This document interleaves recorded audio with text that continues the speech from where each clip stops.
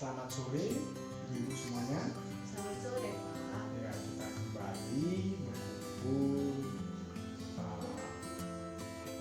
kelompok hari ini.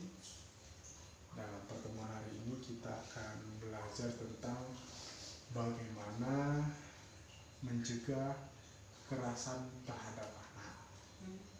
Ya, ibu, kekerasan terhadap anak ini sering terjadi. Ya, itu bahkan terjadi seringkali di keluarga kita sendiri, ya kan? Contoh orang tua kepada anaknya, atau tetangga kepada anak-anaknya. Ya, banyak kasus-kasus yang lain yang menjadi viral atau menjadi kasus yang besar karena penyelenggaraan ini. Nah, ibu-ibu di rumah pernah tidak melakukan kekerasan terhadap anak? Kira-kira sebelum kita belajar lebih jauh, ada? Kekerasan ringan? Ya, contohnya aja, atau ringan, berat, atau gimana? Kekerasan marah? Marah ya? Ya. Oke, bisa marahnya seperti apa kira-kira, Bu? Membentak.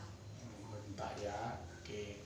Nah, jadi Bu, sesuai dengan ada yang undang-undang atau peraturan yang berlaku di Indonesia ini, anak adalah seorang yang belum berusia 18 tahun, termasuk yang masih dalam kandungan. Jadi anak yang sebelum 18 tahun atau dimulai dari kandungan itu adalah objek yang harus kita layani, ya kan? Tanpa kekerasan. Jadi di sini kita mau belajar tentang bagaimana mencegahnya. Nah, jadi sebelum kita tahu itu apakah kekerasan, bagaimana anak, kita harus mengetahui dulu apa itu yang menjadi hak-hak anak. Ya Bu ya, kita harus tahu anak itu seharusnya seperti apa, ya. Kenapa baik kita sebagai orang tua, apa kewajiban kita sehingga itu menjadi hak anak kita. Ya, itu harus kita pelajari. Jadi semua kebutuhan dasar anak itu harus dihormati, dilindungi, dan dipenuhi agar kesejahteraan dan jiwa anak terjamin yang dilindungi oleh undang-undang. Itu Bu. Jadi kita ada peraturan lah ya. Kalau ada undang-undang itu ya kita peraturan lah. Ya, karena pernah kan Bu mendengar peraturan? Pernah. Iya. Nah, kemudian kok ibunya kok lemes banget, kenapa? Kenapa? Karena memang ini pelajaran kita ini memang agak berat, tapi santai aja ya Bu ya. Nah, terus kemudian perlakuan anak ini Bu, ada perlakuan yang baik dan ada perlakuan yang tidak baik. Ya, nanti kita coba dalam bentuk permainan lah sedikit ya, permainan sedikit bagaimana perlakuan yang baik dan yang tidak baik. Nanti saya di sini ibu-ibu semuanya nanti kita coba menjawab. Jadi kalau perlakuan baik itu kita katakan seperti ini. Nah, saya contohkan baik. Nah, kemudian kalau tidak baik coba lihat ke bawah. Ya. Nah, jadi coba kita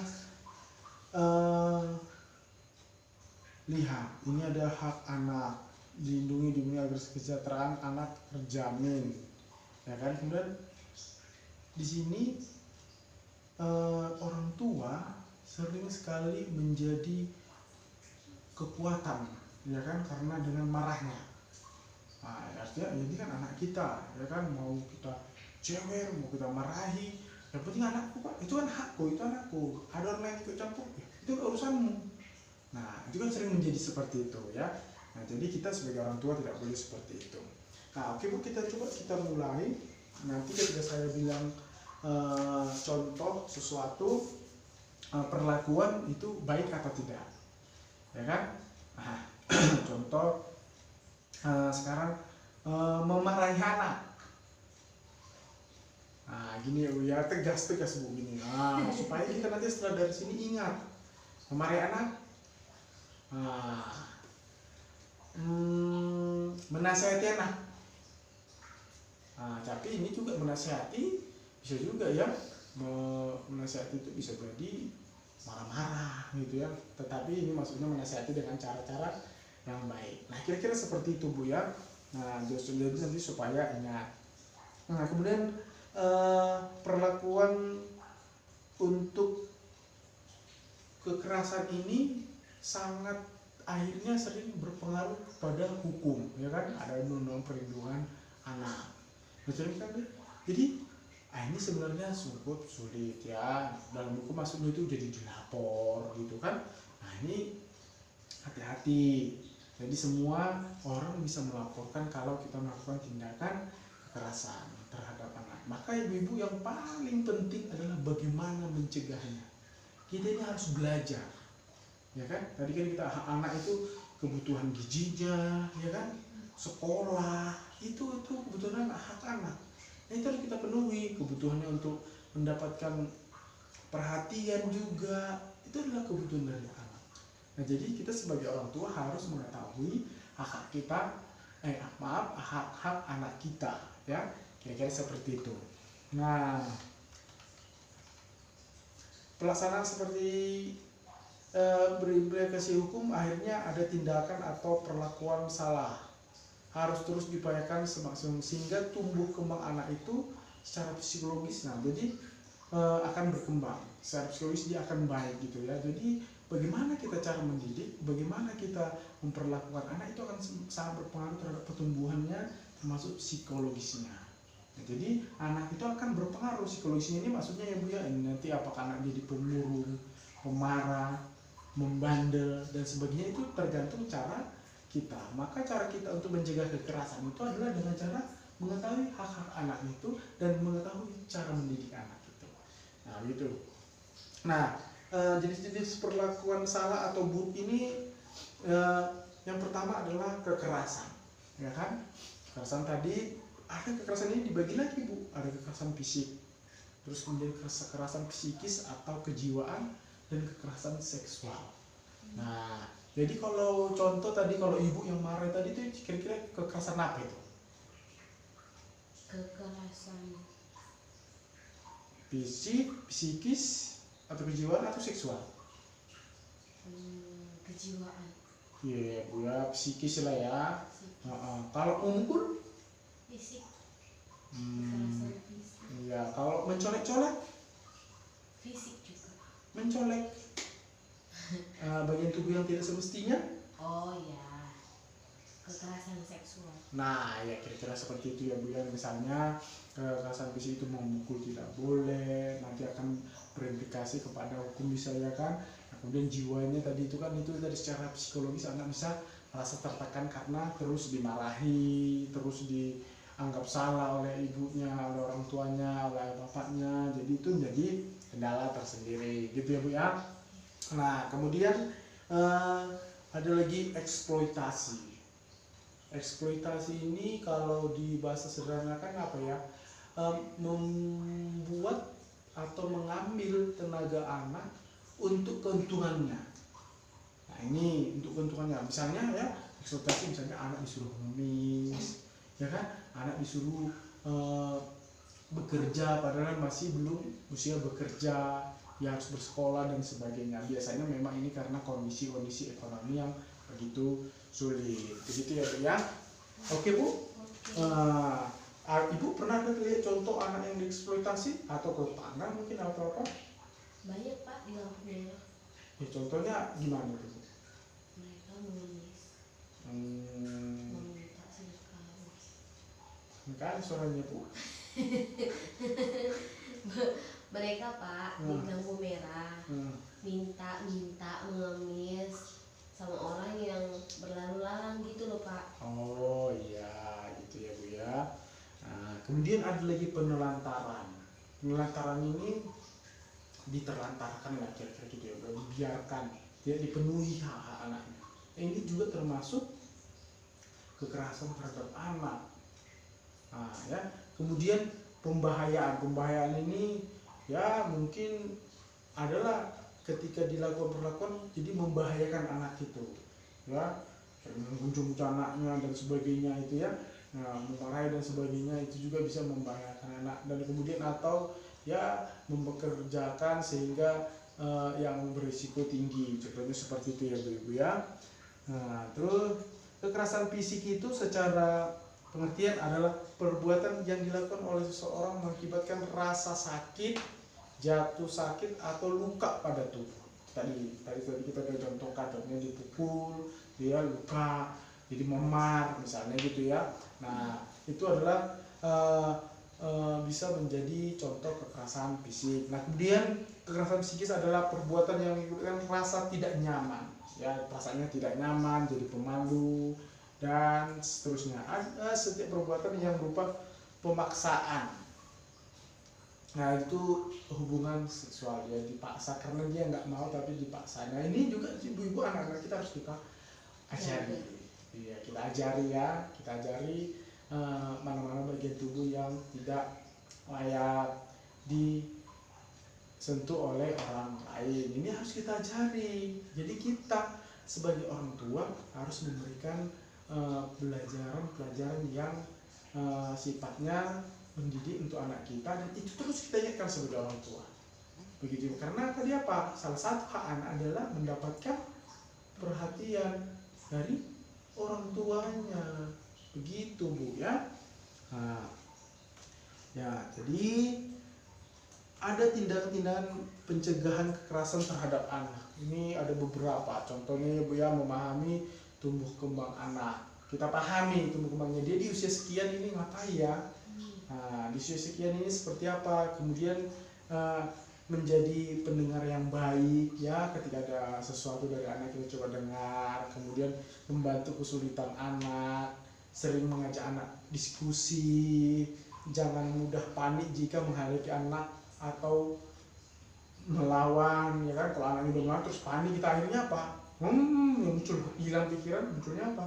Emosi, lalu memukul lah dan sebagainya. Itu harus dihindari. Dan kemudian yang paling penting adalah kita terus belajar hak-hak bagaimana mengasuh anak yang baik gitu ya Bu ya. Dan pencegahan kekerasan terhadap anak ini juga bisa tadi itu di keluarga, kemudian di masyarakat ya. Kita di masyarakat juga harus belajar ya, peduli dengan tetangga gitu ya Bu ya. Dan kemudian kita juga perlu, kalau ada kekerasan, kira-kira Ibu mau melapornya kemana dulu? Ke ketua RT Pak. Oh, kenapa? Karena selain dekat, lebih kenal gitu loh Pak. Oh Iya. ya, bisa jadi ke ya benar ke ketua RT, atau nanti itu ada rembuk masyarakat, dan kemudian atau ke lembaga-lembaga perlindungan anak gitu ya. Jalan hukum adalah jalan terakhir kita ambil ya, misalnya jadi melapor ke polisi dan sebagainya kalau memang sudah tidak bisa lagi diselesaikan. Atau kalau gitu ya ke tempat-tempat seperti RT atau kantor-kantor lurah dan tempat-tempat lembaga hukum lainnya kalau diperlukan. Nah, dalam ini juga kita ada yang disebut dengan anak istimewa. Anak istimewa ini adalah anak yang memerlukan perhatian khusus. Nah, ini juga ya, menyadari bahwa anak adalah amanah Tuhan Yang Maha Esa, sehingga orang tua berkewajiban menjaga. Tidak merasa malu memiliki anak istimewa. Anak istimewa ini ya Bu ya, termasuk anak-anak yang punya kebutuhan khusus seperti disabilitas dan dengan lainnya lah ya. Ada ya, contohnya ada anak ya minta perhatiannya lebih dan sebagainya.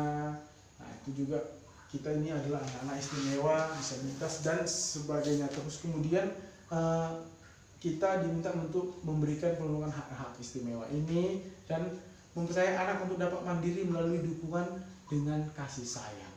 Ini contohnya adalah kasih sayang. Jadi inilah bagian dari cara-cara kita mencegah kekerasan. Dalam pembelajaran hari ini yang mau diminta adalah bagaimana kita bisa mencegah kekerasan.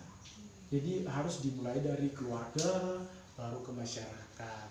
Dan ibu-ibu, hari ini kita mau menerapkan ini dimulai dari keluarga kita.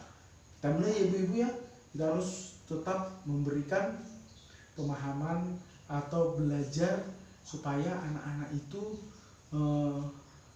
bisa merasa nyaman dengan kita ya sebagai orang tua. Harusnya sih nyaman ya karena orang tuanya sendiri.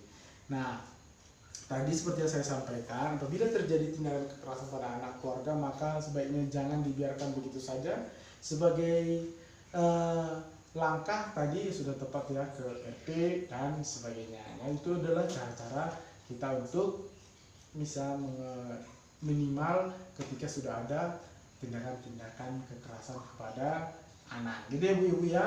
Ya. Nah, saya kira itu ibu-ibu untuk hari ini kita cukupkan sampai di sini. Saya berharap kita bisa belajar bersama dan kita mulai bahwa anak adalah anugerah Tuhan yang Maha Kuasa yang perlu kita dampingi selama proses pertumbuhannya. Jangan lakukan kekerasan terhadap anak dan marilah kita belajar menjadi orang tua yang menyayangi anak. Begitu bisa ya Bu-ibu ya? Bisa ya? Oh bisa. Oke, terima kasih untuk sore hari ini. Jika ada kata-kata yang salah selama pertemuan kita hari ini bisa dimaafkan dan kita terus mau belajar bersama dan kita akan pertemuan berikutnya di materi yang berbeda. Ya, begitu ya Ibu-ibu, kita sudah sampai di sini. Namun sebelum semuanya kita akhiri, saya mau, karena ini adalah orang-orang tua hebat ya, kan saya yakin ini orang-orang tua hebat, orang-orang tua yang punya harapan untuk anaknya, maka akan menjauhi kekerasan. Nah, jadi kita berikan dulu untuk semua kita ini tepuk hebat untuk kita semua ya. Yang cocok nih, hebat hebat hebat hebat hebat. Oke. Oke, 1, 2, 3 ya. Hebat hebat hebat hebat hebat. Oke, terima kasih Bu. Terima kasih Pak. Tepuk tangan untuk kita semuanya.